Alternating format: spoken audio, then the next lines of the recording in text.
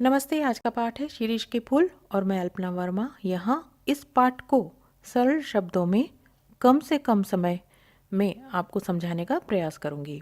हजारी प्रसाद द्विवेदी जी का यह निबंध कल्पलता से लिया गया है और इसमें लेखक ने शिरीष के माध्यम से मनुष्य को संदेश दिया है, उसे सीख दी है।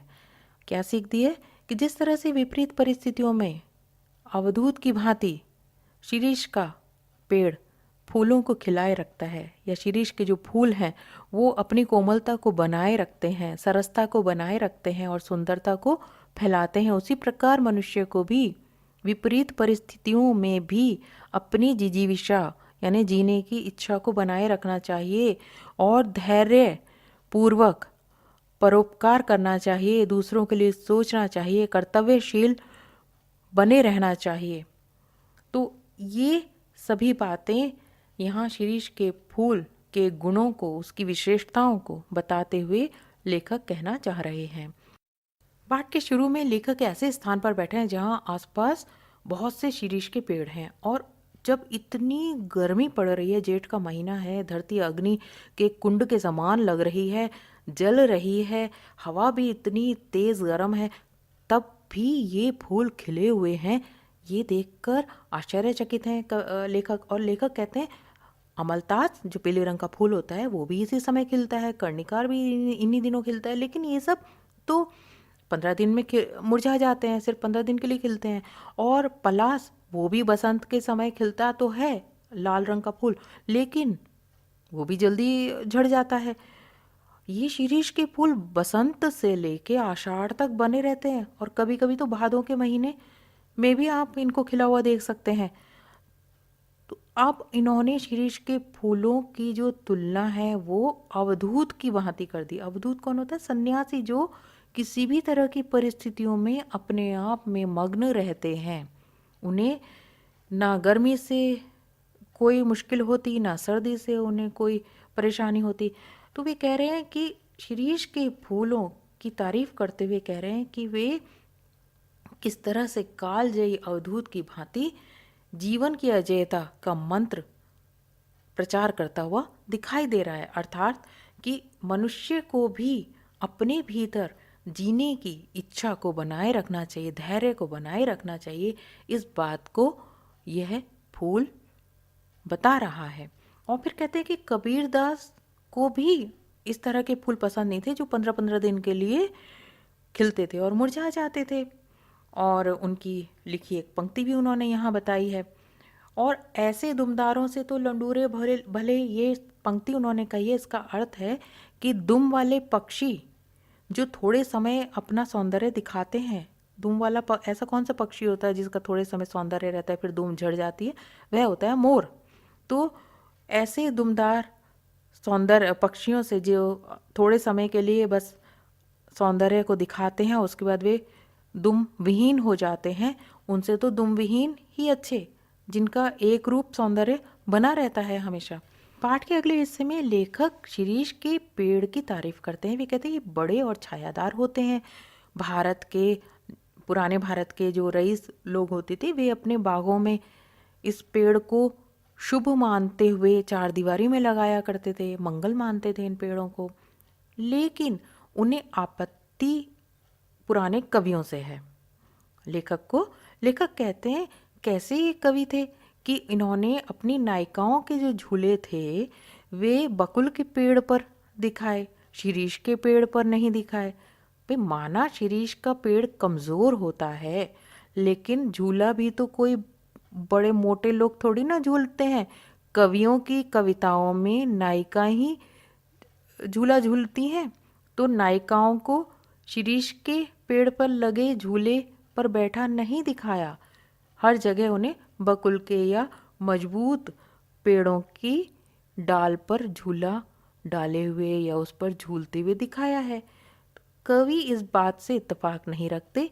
वे कहते हैं कि भाई वज़न का एकदम ख्याल नहीं रखते। भाई वज़न में तो नायिकाएं, कवियों की जो कल्पनाएं होती हैं, उनकी नायिकाएं जो झूला झूलेंगी, उनका वज़न तो इतना नहीं होगा कि शिरीष पर झूला डालने से उसकी डाल टूट जाएगी।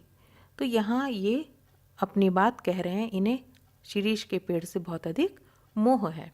वात्स्यायन की बात बताते हैं कि उन्होंने भी कामसूत्र में यह बताया कि वाटिका के सघन छायादार वृक्षों की छाया में ही झूला लगाया जाना चाहिए। पाठ के अगले हिस्से में भी लेखक इसी बात को आगे बढ़ा रहे हैं कि किस तरह से पुराने कवियों ने शिरीष की कोमलता को उसकी कमजोरी बनाकर उसके साथ पक्षपात किया। अब उदाहरण दे रहे हैं कालिदास का। कालिदास एक जाने माने बड़े कवि हैं। लेखक कहते हैं मैं उनके साथ बहस नहीं करना चाहता, ना उनका विरोध कर रहा, लेकिन उन्होंने ही शुरू शुरू में इस बात को फैला दिया होगा कि शिरीष का फूल बहुत अधिक कमज़ोर है, वह पेड़ बहुत अधिक कमज़ोर है। और शिरीष के फूल के बारे में कालिदास ने कहा था कि यह फूल केवल भंवरा जो छोटा सा कीड़ा होता है, फूलों पर मंडराता है, काले रंग का कीट, उसके पैरों का दबाव ही सहन कर सकता है, पक्षियों का नहीं। तो इतना कोमल है और यह कोमलता उसकी कमजोरी मान ली गई। तो लेखक इस बात को मानते नहीं हैं और शिरीष के प्रति इसे पक्षपात कहते हैं।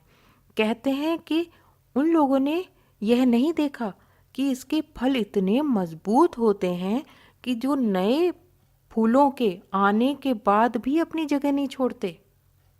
उन्होंने इस शिरीष के इस पक्ष को नहीं देखा, मजबूती को नहीं देखा।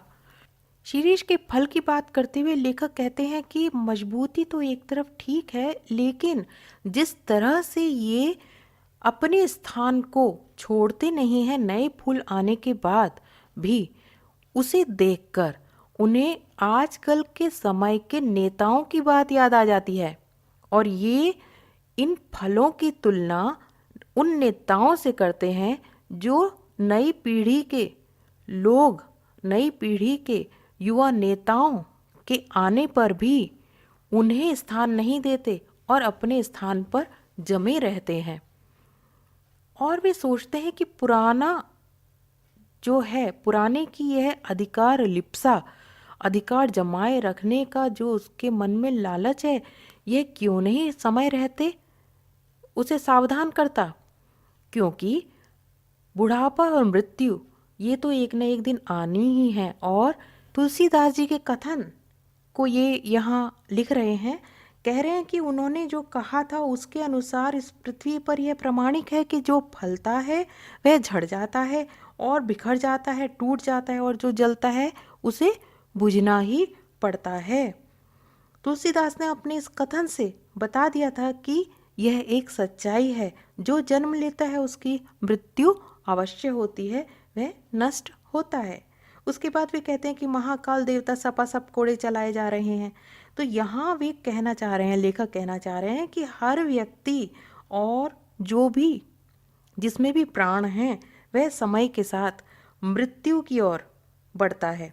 महाकाल अर्थात मृत्यु उसे एक ना एक दिन अपनी आगोश में ले ही लेती है। आगे लेखक ने उन लोगों को मूर्ख कहा जो इस तथ्य को नहीं मानते, नहीं समझते और एक जगह जमे रहते हैं।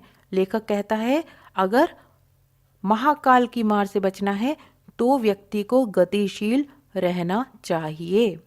अब यहाँ शिरीष को एक अवधूत की भांति बताते हुए लेखक, एक सन्यासी की भांति बताते हुए लेखक उसे बेपरवाह और अपने में मस्त बताते हैं और कहते हैं कबीर भी तो इसी तरह से थे, बेपरवाह, ना उदो का लेना न मादो का देना, अर्थात किसी से कोई लेना देना नहीं, अपने आप में मग्न रहना। और लेखक ने कबीर को शिरीष की भांति कहा है और साथ ही साथ यह कहा है कि शिरीष इतना सरस इसीलिए रह पाता है क्योंकि वह वायुमंडल से अपना रस खींचता है। आगे लेखक ने शिरीष के फूल के खिलने की परिस्थिति के बारे में कहा है कि ऐसा सुंदर सरस फूल कैसे उग सकता है, कब उग सकता है। तो वे कह रहे हैं ऐसा फूल फक्कड़ाना मस्ती से ही उपज सकता है, जैसे कि कालिदास फक्कड़ स्वभाव के अर्थात अनासक्त स्वभाव के थे और किसी से उनको मोह नहीं रहा होगा, उनका मन इस प्रकार का होगा, उन्मुक्त होगा, किसी से बंधा नहीं होगा और तभी उन्होंने मेघदूत की रचना की होगी। एक ऐसा हृदय जो खुला है, किसी से बंधा हुआ नहीं है, पक्कड़ स्वभाव का है, उसी में इतने सुंदर काव्य रचना की क्षमता हो सकती है, ऐसा वे कह रहे हैं। आगे बताते हैं कि जो कर्नाट राज की राजकुमारी थी विजिका देवी, उन्होंने तो कवि सिर्फ 3 को माना, ब्रह्मा, वाल्मीकि और तीसरा व्यास। व्यास जी ने ब्रह्मा ने वेदों को रचा था, व्यास ने महाभारत को और वाल्मीकि ने रामायण को। तो वे तो किसी चौथे को कभी मानती ही नहीं थी। अब वे कहते हैं कि कवि बनना है तो फक्कड़ बनना पड़ेगा। शिरीष की मस्ती से उदाहरण लेते हुए फक्कड़ बनना पड़ेगा। कालिदास फक्कड़ थे, अनासक्त थे, इसीलिए इतना अद्भुत काव्य रच पाए। लेखक कालिदास की तारीफ करते हैं। उनके श्लोकों को पढ़कर वे कहते हैं कि वे एक अद्भुत कवि थे, वे एक अनासक्त योगी थे, उनमें स्थिर प्रज्ञता थी, उनमें सोचने समझने की गहरी शक्ति थी और उनके साथ ही साथ उनके पास एक अच्छा कोमल सुंदर हृदय था, एक प्रेमी का हृदय था और इसी हृदय से शकुंतला का जन्म हुआ था। और इतनी सुंदर थी शकुंतला कि जब राजा दुष्यंत उसका चित्र बना रहे थे तब वे उसमें कुछ कमी को महसूस कर रहे थे। फिर उन्हें याद आता है कि उन्होंने उसके कानों में शिरीष के फूल नहीं लगाए। अर्थात कालिदास ने भी शिरीष के फूलों की सुंदरता को माना और इस प्रसंग में उन्होंने शकुंतला की सुंदरता को शिरीष के फूलों द्वारा पूर्ण होते हुए बताया है। तो इस प्रकार वे आगे कहते हैं कि कालिदास सुंदरता के बाहरी आवरण को भेद कर उसके भीतर पहुंच सकते थे और अपने भावों के रस को वे उसी प्रकार निकाल लेते थे जिस प्रकार गन्ने से रस को निकाल लिया जाता है। वे महान थे, वे अनासक्त रहते हुए इतना सुंदर काव्य ग्रंथ रच सकते थे। अब आगे उन्होंने सुमित्रा नंदन पंत का नाम लिया है, रविन्द्रनाथ टैगोर का नाम लिया है और ये कहते हुए कि ये भी अनासक्त थे, उनकी काव्य क्षमता भी अद्भुत थी। पाठ के अंत में लेखक ने शिरीष को पक्का अवधूत कहा है क्योंकि वह विपरीत परिस्थितियों में रह सकता है। और आज के समय में क्या कोई मनुष्य विपरीत परिस्थितियों में इतना स्थिर रह सकता है? फिर उन्हें याद आती है गांधी जी की, राष्ट्रपिता गांधी जी की, जो शिरीष की भांति वायुमंडल से रस खींचकर कोमल और कठोर थे। कोमल उनका हृदय था और करुणा उनके मन में थी, परंतु आत्मिक रूप से वे बहुत कठोर थे और इसी आत्मबल से उन्होंने देश को दिशा दिखाई, स्वतंत्रता प्राप्ति के रास्ते पर देश को ले गए।